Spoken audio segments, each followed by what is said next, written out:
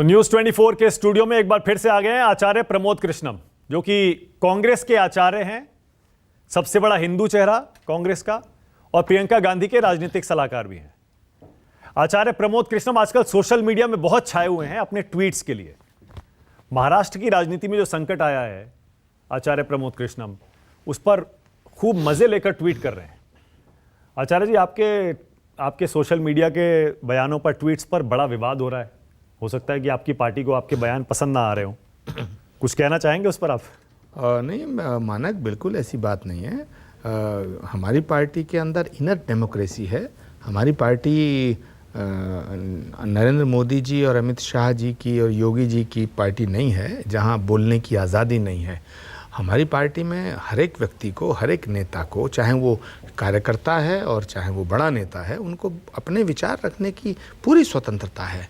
Party का जो official spokes person होता है वो पार्टी की गाइडलाइन पे बात करता है, लेकिन पार्टी के कार्यकर्ताओं के बोलने पर कोई पाबंदी नहीं है। इसलिए मैं भी कभी कभी अपनी राय रखता हूं और उस राय से पार्टी सहमत भी होती है। कभी कभी कुछ पार्टी के नेताओं को उस राय से थोड़ा परहेज भी होता है। तो ये सब चलता रहता है, यही लोकतंत्र की खूबसूरती है। और मैं दावे के साथ कहता हूँ, मुझे फ़ख्र है कि मैं कांग्रेस का एक साधारण सा कार्यकर्ता हूँ, और अपनी कार्यकर्ता होने के नाते, कांग्रेस का सिंपैथाइजर होने के नाते मुझे पूरा का पूरा फ़ख्र है इस बात पे कि मैं अपनी बात को शालीनता से लेकिन निर्भीक होकर रखता हूँ और रखता चला आया हूँ और रखता भी रहूँगा। सबसे ज़्यादा जो विवादित आपका ट्वीट हुआ वो ये था, सत्ता को ठोकर पे मारने वाले बाला साहब ठाकरे की विरासत का सम्मान करते हुए उद्धव ठाकरे जी को मराठा गौरव की रक्षा करने हेतु नैतिक मूल्यों का निर्वहन करते हुए मुख्यमंत्री के पद को त्यागने में एक पल का भी विलंब नहीं करना चाहिए। मुझे लगता है, और इसी पर आपकी पार्टी के मीडिया यूनिट के चेयरमैन जयराम रमेश नाराज हो गए। उन्होंने उस पर कुछ लिखा, लेकिन फिर आपने भी उस पर जवाब दे दिया। देखिए, पहली बात तो ये है कि कांग्रेस पार्टी के जो बड़े नेता हैं और जो ऑल इंडिया कांग्रेस कमेटी के महासचिव भी हैं और मीडिया के प्रभारी भी हैं, उन्होंने जो बात कही वो बिल्कुल सही है। उन्होंने ये कहा कि आचार्य प्रमोद कृष्णम अधिकृत प्रवक्ता नहीं है। तो बिल्कुल मैं अधिकृत प्रवक्ता नहीं हूँ। उन्होंने कोई गलत बात नहीं कही। पार्टी का जो स्टैंड है वो बिल्कुल स्पष्ट है कि हम उद्धव ठाकरे जी के साथ खड़े हैं, तो हम खड़े हैं। हमारी पार्टी अलायंस में है तो हम उनके साथ खड़े हैं। मैंने जो कहा था, मेरा जो बयान है वो मेरा निजी बयान है, मेरा व्यक्तिगत बयान है, वो नैतिक मूल्यों का निर्वहन करने वाला बयान है। और अगर आचार्य प्रमोद कृष्णम भी नैतिकता की बात नहीं करेंगे तो और कौन करेगा? मतलब ये जो ट्विटर पर, सोशल मीडिया पर पार्टी के दो बड़े नेता एक दूसरे से भिड़ गए, मैं इसे भिड़ना कहता हूं, इसमें कोई नुकसान नहीं है? देखिए, कभी कभी क्या होता है कि राजनीति में, मानक एक बात बताओ, राजनीति में होने का मतलब ये कतई नहीं है कि हमेशा झूठ ही बोला जाए या हमेशा पार्शलिटी की बात की जाए, कनिंगनेस की जाए। दिल खोल के भी बातें होनी चाहिए। पंडित अटल बिहारी वाजपेयी थे, संसद में भी बोलते थे, बाहर भी बोलते थे, दिल खोल के बात करते थे। इंदिरा जी दिल खोल के बात करती थी। राजीव गांधी ने सिखाया कि हर बात को ओपनली करो। हमारे तो कांग्रेस पार्टी के सबसे बड़े नेता राहुल गांधी हैं। उन्होंने तो नैतिक मूल्यों का निर्वहन करते हुए 2019 में, सुनिए, अपने पद से इस्तीफा दे दिया था, जबकि उनसे इस्तीफा किसी ने मांगा नहीं था। राहुल गांधी जी एक ऐसे व्यक्ति हैं, एक ऐसे नेता हैं इस देश में जिन्होंने नैतिक मूल्यों का निर्वहन करते हुए इस्तीफा दिया, नैतिक दायित्वों का निर्वहन किया। और सुनिए, जब उन्होंने इस्तीफा दिया तो ये कहा था कि मैं अब अध्यक्ष नहीं बनूंगा। आज तक उन्होंने अध्यक्षता स्वीकार नहीं की है। तो मतलब आपकी निजी राय अभी भी वही है कि उद्धव ठाकरे को अब कुर्सी छोड़ देनी चाहिए, क्योंकि 2/3 एमएलए जो हैं वो अब दूसरे गुट में चले गए और अब उनके पास बहुमत नहीं है? नहीं, उद्धव ठाकरे जी महाराष्ट्र के मुख्यमंत्री हैं और उनकी जवाबदेही, उनकी जिम्मेदारी बहुत बड़ी है।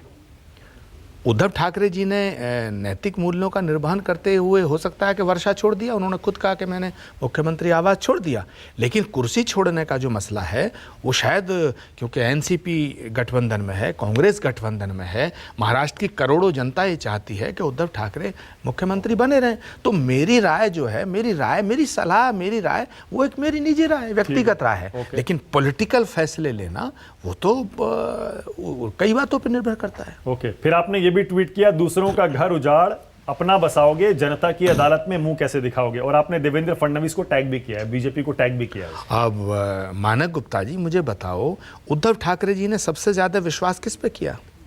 एकनाथ जी पे किया। दाएं बाएं हाथ तो यही थे। जब घर के मालिक और जिन पे विश्वास कर रहे हैं, पूरी पार्टी का जो नेतृत्व जिन पे विश्वास कर रहे हैं, और वही धोखा दे के चले जाएंगे, तो फिर कहाँ बचेगी मर्यादा? तो मर्यादा को तार तार तो उनके विधायक धोखा आपने दिया था। हमने तो हिंदुत्व पर बीजेपी के साथ मिलकर चुनाव जीता था, और आप चले गए कांग्रेस और एनसीपी के साथ। इसीलिए अब जनता हमें ये कह रही है बहुत हो गया, देखिए अभी भी छोड़ दो। मानक, राजनीति अपनी जगह है, लेकिन मैं उद्धव ठाकरे और बाला साहब ठाकरे जी के परिवार पर हिंदुत्व के ऊपर कोई प्रश्न चिन्ह नहीं लगा सकता। मैं नहीं, कोई नहीं लगा सकता। हिंदुत्व की रक्षा करने के लिए, बल्कि जब नेशनल एनसीपी और कांग्रेस पार्टी से अलायंस हुआ है, उसके बावजूद भी कांग्रेस का अपना एक सिद्धांत है। कांग्रेस ने सेक्युलरिज्म से समझौता नहीं किया, लेकिन महाआघाड़ी जो बना, संगठन जो बना, उसमें शिवसेना और उद्धव ठाकरे ने कभी हिंदुत्व के नाम पर समझौता नहीं किया।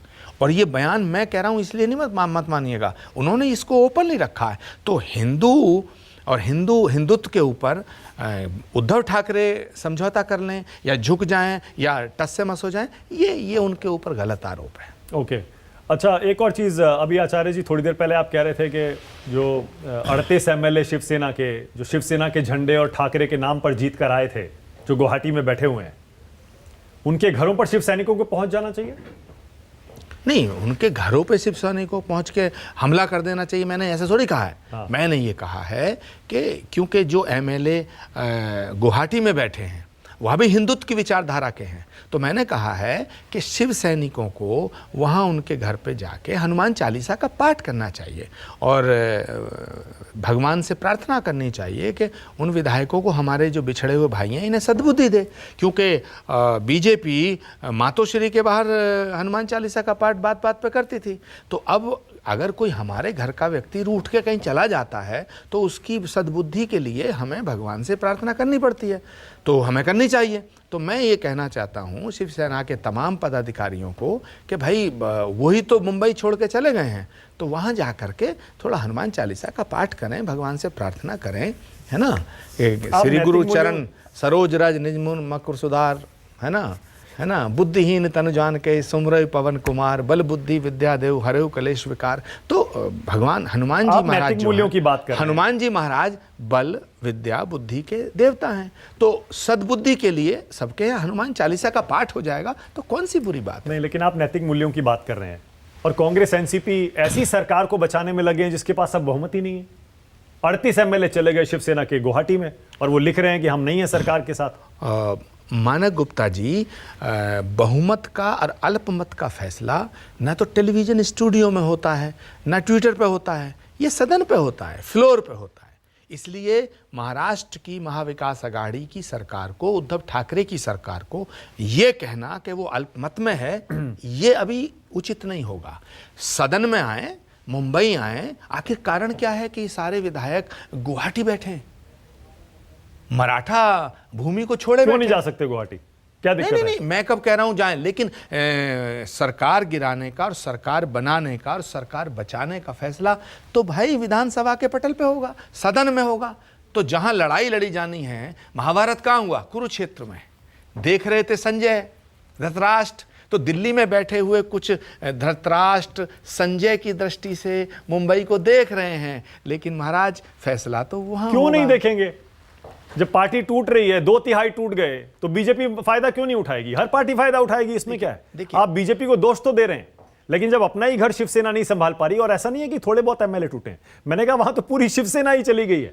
मानक गुप्ता जी, अगर ये विधायक 37 हो जाएंगे तो सरकार गिर जाएगी। हाँ। लेकिन 37 होना और उसको प्रूव करना वो विधानसभा के पटल पे दिखाना पड़ेगा। मैं ये कहना चाहता हूं, गुवाहाटी में बैठ के सरकार नहीं गिर रही है और ना गुवाहाटी में बैठ के सरकार बन रही है।